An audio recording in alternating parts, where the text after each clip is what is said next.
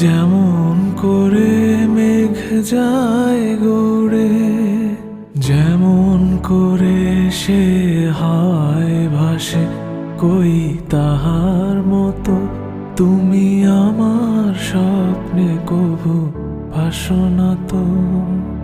অলির কথা শুনে বকুল হাসে, কই তাহার মতো তুমি আমার কথা শুনে হাসো না তো।